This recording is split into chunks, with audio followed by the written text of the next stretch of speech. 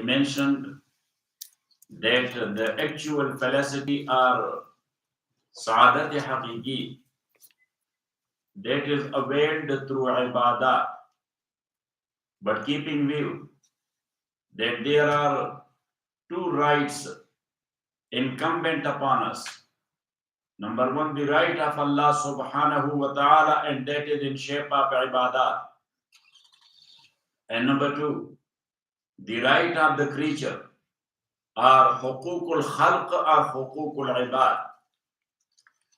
Like as the Prophet sallallahu alayhi wasallam, he says that iyyakum wal julusa fi turuqat wa illa fa'atu tariqa haqqa, that don't sit there on the streets and the roads and the paths, and if you are sitting there, so then you are bound to give the path its due right.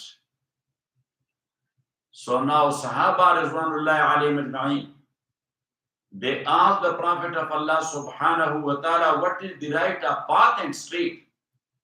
Rasulullah sallallahu alayhi wasallam says that Raddu salam, number one, to give jawab of salam. People will be passing by, if they say salam, so now you are bound to say wa alaikum salam. If you say we are getting bothered by these people, it means that you are not paying the due right of the path. Got it?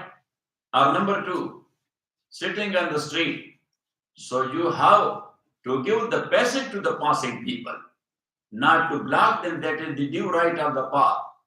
Got it?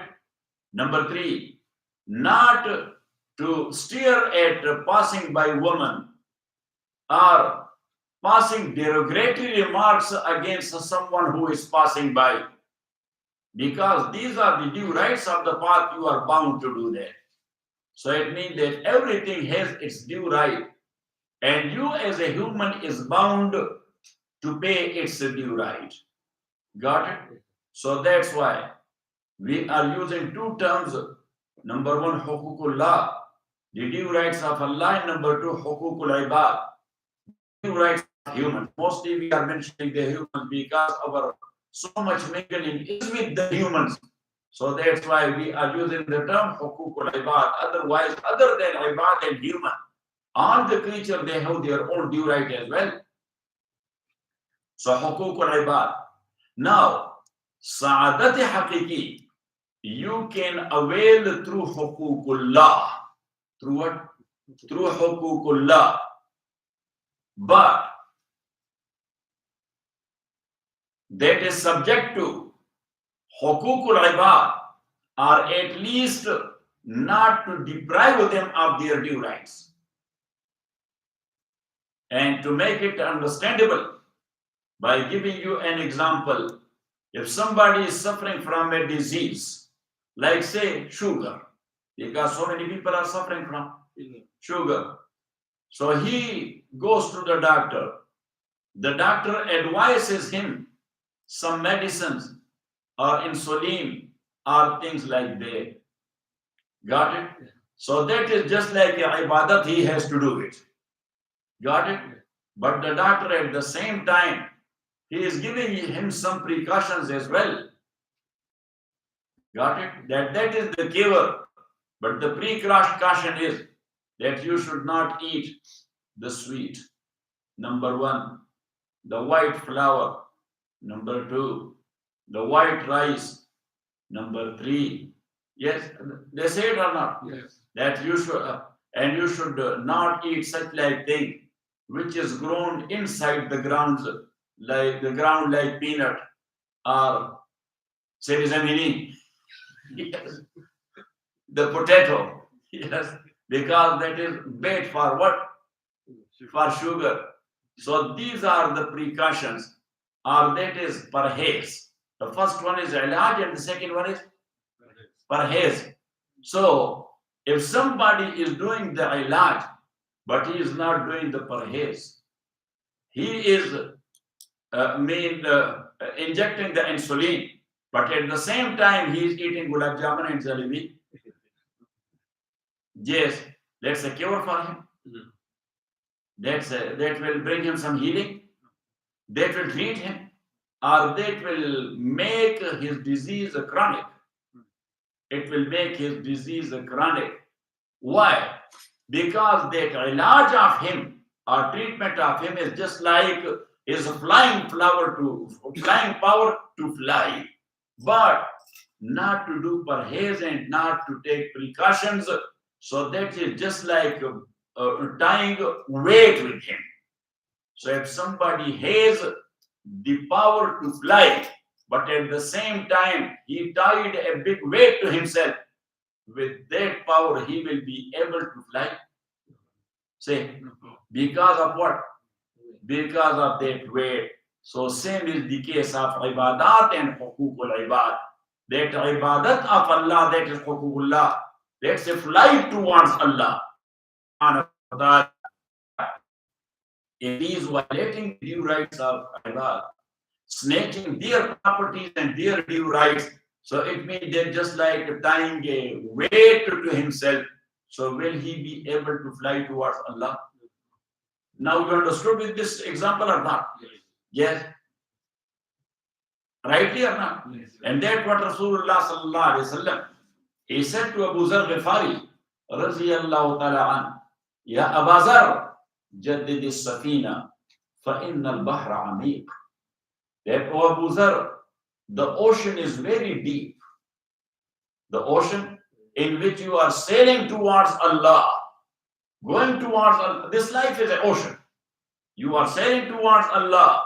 This is very deep. So jaddid as-safina, make your ship a perfect one. Make your boat a perfect one.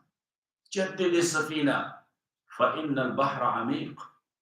Number 2, وَخُذِ الزَّادَ كَامِلًا فَإِنَّ السَّفَرَ بَعِيدٌ. And that travel is too long. So if somebody is going to Los Angeles, so he needs $20, $30, $50. But if somebody is going to Sacramento, so he needs $300, $400. If somebody is going to Europe, so he will be in need of $1,500 or $2,000. If somebody is going to Saudi Arabia and staying there for some time, so he will be in need of $3,000, $4,000. Got it? Yani, the long the travel is, the big the expenditure is. So Rasulullah sallallahu alaihi wasallam told him, وَخُذِ الزَّادَ كَامِلًا, take a lot of stuff with you. فَإِنَّ السَّفَرَ بَعِيدٌ, because destination is too far. Going to Allah, that is far destination. So you need a lot of a'mal salihah. You need what? A big bunch of a'mal salihah and good deeds. So the first one was jaddid as-safina, that make your amal perfect. That is a new ship. Here, make your amal a lot, because you need a lot of stuff. Travel is too far. وَخُذِ الزَّادَ كَامِلًا فَإِنَّ السَّفَرَ بَعِيدٌ وَخَفِّفِ الْحَمْلَ فَإِنَّ الْعَقَبَةَ كَوُودٌ. You are flying or climbing towards Allah. Yes, so try not to have extra weight. Try not. And by extra weight, the Prophet ﷺ meant don't have sins on your shoulders. That's a weight. That's it. Yes, it will make you fall down. You will not be able to fly, because that is a weight. وَخَفِّفِ الْحَمْلَ فَإِنَّ الْعَقَبَةَ كَوُودٌ. And then you are going there. You are having a transaction with Allah subhanahu wa ta'ala. You will be giving him your amal. He will be giving you his raza and pleasure and Jannah. That's a transaction. So Rasulullah sallallahu alaihi wasallam said, وَأَخْلِصِ الْعَمَلَ فَإِنَّ النَّاقِدَ بَصِيرٌ. Whatever you are doing, do it for the sake of Allah subhanahu wa ta'ala, because you cannot deceive him, nor you can cheat him. Got it? So don't take something which is adulterated or that is fake. Which is adulterated or that is fake, because Allah will not accept it. Got it? So the third point is وَخَفِّفِ الْحَمْلَ فَإِنَّ الْعَقَبَةَ كَوُودٌ. Don't make burden on your shoulder, otherwise you will not be able to fly towards Allah. Got it? Or not? So anyhow, Imam Rahmatullahi alayh, he said that there are so many ways to get into that Sa'adat Haqiqi, but he summarized it to 4. Who memorized it? To say, what use of you? Say. I am repeating every time because that is a thing that is for your memory. Number 1, the taharat, the purification in each and every field of life. And number 2, the ikhbat, or obedience with humbleness. And number 3, the samahat, or the generosity. And generosity is not only in wealth. As Imam Rahmatullahi alayh, he mentioned that there is generosity regarding your chastity. There is generosity regarding this field and this field and this field. He mentioned it last night. And the 4th one is adalat. The 4th one is adalat. Adalat means justice. And justice means social justice. When we say justice, so social justice. And for social justice, every single individual is bound to do it. Yes, legal justice, that is the duty of the judge sitting on the chair of the judge. Got it? Yeah. But social justice, that is the duty of every single individual.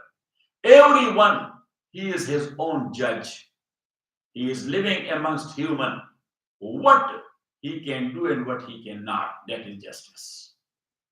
What he can do and what he cannot, that is justice. And for that, he should not be in need of any force from outside.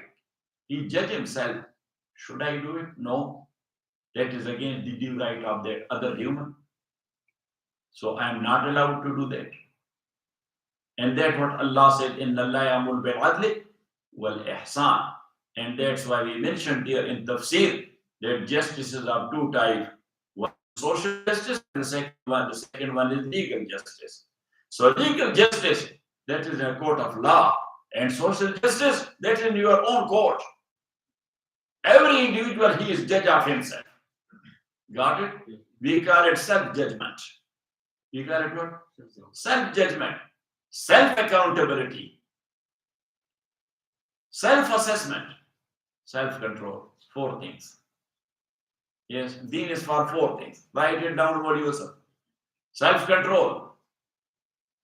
Self-assessment. Self-accountability. And self-judgment. That's what Deen is. Very, very briefly. Yes. That what Deen asks from you, self-control. What Deen asks from you, self-assessment. What Deen asks from you, self-accountability. And what's Deen asks from you, self-judgment. Give a decree against yourself if you have done something wrong. Because accountability is that you are thinking of, I have done wrong. So what is the decree? You have done wrong. What's the remedy then? Got it? So self-judgment. So 4 things. Number 1, what do you say? Self-control. Self-control. Number 2, Self-assessment. self-assessment. Number 3, Self-accountability. self-accountability. And number 4, self-judgment. Got it? Yes. So, Holy Quran says, Allah ya'muru bil adli wal ihsan. And in brief, to tell you that what is adl? So adl is the opposite of zulm. Adl is what?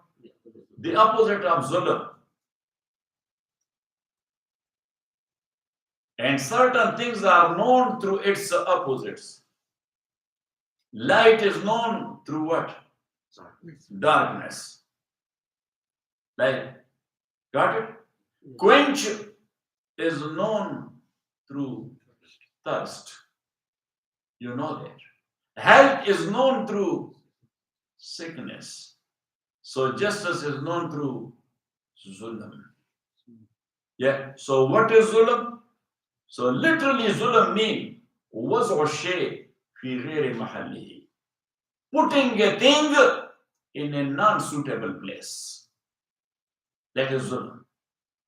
Putting a thing in a place which is not suitable for that. Got it? Now trash, putting it here on the musalla. That is zulm. Why? Because that is not suitable place for the trash. And putting this musalla there over the trash, that is zulm, because that is not the proper place for musalla. You got it? Or not it? Got it? So now adl mean putting everything in its proper place. That's what I was telling you, that if you will come to know what is zulm, so automatically you will know that what is adl. Now you understood or not? Yes. That putting everything in its proper place is called adl. Now, how you will know that I put a thing in its proper place? That is the self-judgment for social justice. And it works in legal justice as well. As in hadith, Rasulullah sallallahu alayhi wasallam, he appointed Sayyidina Ali radiyallahu ta'ala as a judge to Yemen. To where? To Yemen. So at that time, the age of Sayyidina Ali radiyallahu ta'ala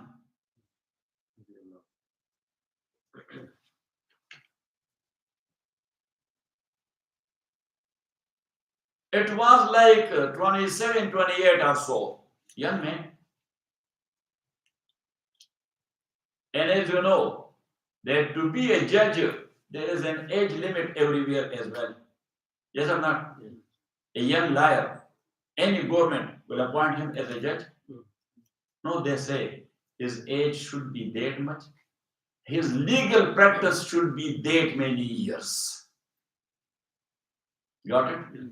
His legal practice should be that many years. That is the required qualification for different our lady judges appointed or not? What happened? Oh, so she is in the pipeline or not? Yeah. Okay. So anyhow, the requirement, that's why the judge is passing through a lot of procedure. Everywhere, all over the world. It is not the case that somebody is a fresh graduate of law and okay, he became Supreme Court judge or High Court judge. It doesn't work. But Sayyidina Ali, exceptional cases are there. What? Exceptional cases are there. Yes. So Rasulullah sallallahu alaihi wasallam, when he was sending Sayyidina Ali as a judge to Yemen, so Yemen was a separate province, so it means that he was a high court judge. In modern terms, we can call him a high court judge. So Sayyidina Ali himself, yeah, here, our nature is like this, that I will not be qualified and eligible for, but I will try to put in the mind of the authority that no, I am the only eligible person. Yes, to get appointed. Got it? Yes. I will not say such a word which will go against my appointment. Yes? Yes. But Sayyidina Ali himself, Kaif ya Rasulullah, O the Messenger of Allah, how you are going to appoint me as a judge? I don't have any experience of judgment. Or being a judge, I don't. This is the Iman of Ali. That Kaif, I don't have the ilm of judiciary. Ilm he had, but the ilm of judiciary I don't have. That's a matter of experience. Got it? So Rasulullah sallallahu alaihi wasallam told him that Ali, because knowledge of Quran and Sunnah he had it. As far as experience is concerned, so somebody will become a judge or he will go to the field, so then he will get experience. But Rasulullah sallallahu alaihi wasallam, what a best teacher he was. So he said to Ali radiallahu ta'ala that you have the knowledge of Quran and Sunnah. That is, as far as the case of judgment is concerned, so you must listen to Fariqain, to both the parties very attentively, and don't incline to any one of them. So mean put them on equal level. Put them both on equal. For example, if two parties came to me, one is Modi Yusuf and other one is Tariq, got it? And I said to Modi Yusuf, how are you, Modi Yusuf? So everything is going well. Yes. So it means that Tariq at the moment he will feel that he is going to say in his favor. Got it? If I said to him, how are you, Modi Yusuf? Everything is fine. So I am bound as agent to ask the same question from Tariq. He is the other party. That how are you, Tariq? Everything is going well. So none of them may feel that he is inclined to one party. So Prophet ﷺ told him, "Fasawwi bainahuma."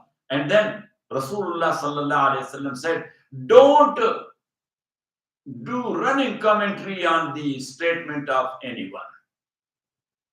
Because for a good judge, that is must. When one party is talking and speaking, yes, so he should not give his commentary.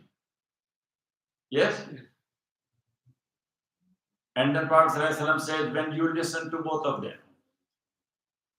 so then put yourself in the place of the plaintiff for some time, that you are the plaintiff. His statement is in your mind, he gave it now. Consider yourself that you are the plaintiff, and then ask yourself that what would have been my desire and wish to be. So something will come into your mind. And then for some time, consider yourself as a defendant. As a defendant, what would have been your wish and desire to have the decree? So Rasulullah ﷺ told him that the truth is in between that. The truth and the right decision is in between that. And that's why Rasulullah ﷺ later on about Ali said, وَأَقْزَاهُمْ عَلِي. The utmost accurate judge in my ummah is Ali. Radiyallahu ta'ala. Got it? Yeah. I have told you in some time back in inheritance, but only to refresh your mind. And as Nasim found a good board, so we have to use it so he may have the reward. Yes? So anyhow, 3 people came to Sayyidina Ali radiyallahu ta'ala, and they said that we are partners in business. You are partners?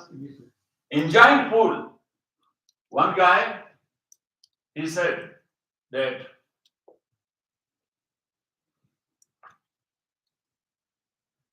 my share is half. The other one said that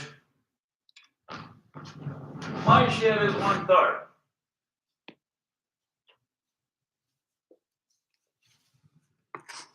And the third one says that mine is 1/9. Got it?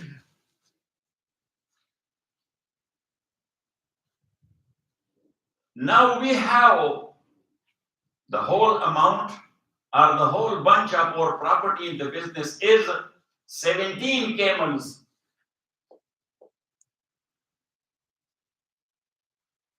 So, not to evaluate a camel, but to distribute the camels as camels in such a proportion that is not possible in this figure. Why? Because 17 does not have an accurate half, not an accurate 1/3, not an accurate 1/9. But the partners, they were in such like anger to one another that they say, no, I will not accept any money. Otherwise, in law, there is a section everywhere all over the world. Yes, that in indivisible thing, but in indivisible thing, evaluation is must. That is by law. That is required by law. For example, there is a well, small well. Yes, and that is for 2 people.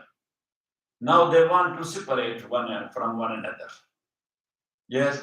Now that small will are one room that is indivisible. This is called indivisible property. That's called indivisible in a sense. Then that is useless. Yes. Now look, a room 8 by 6, or let's say 8 by 10, a small room. 2 people, they are the owners. If you will divide that room to them, so it's usable. Say no. So that's called indivisible property. So there, the court evaluates the room. That this room price is $1,000. Anyone who wants the room, he must pay $500 to the other party. Got it? Got it? Yeah. Or not it? So that is impossible by law. In such a case, they cannot deny it. It is all over the world. But here, the case was like this. So they say that we don't want to evaluate any camel. We want full camels. Yes. So Sayyidina Ali radiallahu ta'ala, right away, he went to his home and he brought his camel. He brought his camel. The 2 or 17s are outside. So now it became how many? 18. 18. So he said to this one, that what is the half of 18? 9. 9. And what is 1/3 of 18? 6. And what is 1/9 of 18? 2. How much is there? He said, just go ahead. And he took his camel back. Yeah. Got it? So وأبزار علي رضي الله تعالى عنه. So further more details, inshallah. وصلى الله تعالى على خير خلقه محمد وعلى آله وسلم.